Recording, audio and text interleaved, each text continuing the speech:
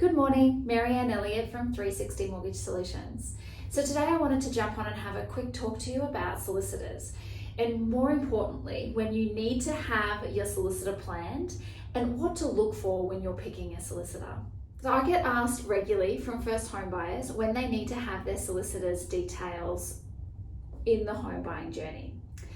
And the correct answer is you really should have pre-planned and spoken to various solicitors before you're signing a contract.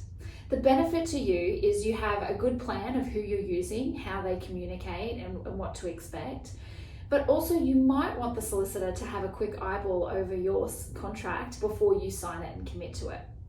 Now you do have a cooling off period when you sign a contract, but I would encourage you to have your solicitor have a quick look over it to make sure that it is okay for you to be signing. So the reality is, if you're thinking about buying a property, whether it's your first home or a subsequent property, I'd be encouraging you to research solicitors that you want to use prior to starting to house hunt.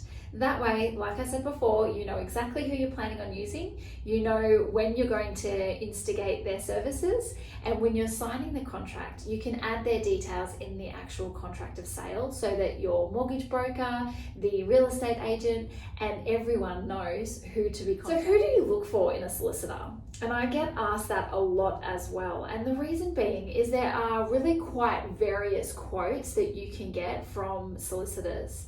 And I don't actually know the formula they use, but what I do know is a lot of the time when things go wrong, it's the higher quality solicitors that sometimes cost a little bit more that are able to get things happening and get things through.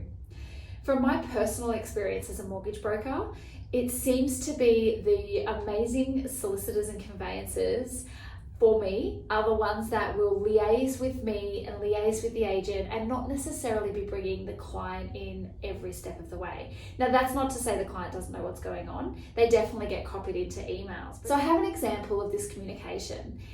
And let's say the solicitor needs to know how much funds are available at settlement. Now, it's much easier and quicker and reliable if the solicitor goes directly to myself as the mortgage broker or direct to the bank. Going through the client, sometimes things can get mixed up, answers can be delayed, or there can be miscommunication. So having said that, for me personally, I would be looking at a solicitor that has open communication and a good relationship with the mortgage broker that I'm using to help make it more seamless and less stressful. So let's recap. When you need to have a solicitor is before you start house hunting, have a good idea of who it is that you want to use, and that way you can factor in your budget how much they estimate their costs are going to be. You could also write their details down on the contract of sale, and you can even send it to them before you sign it so that they can have a quick check over it. And when looking for which solicitor you want to go with, I would encourage you to go with a solicitor that is responsive to your emails, answers the phone, and more importantly, has a good relationship or will have a good relationship with the person doing your finances so that it can make it a lot easier for you. So other than that, guys, that's it from me. Good luck on your house hunting journey, and I'll see you next week.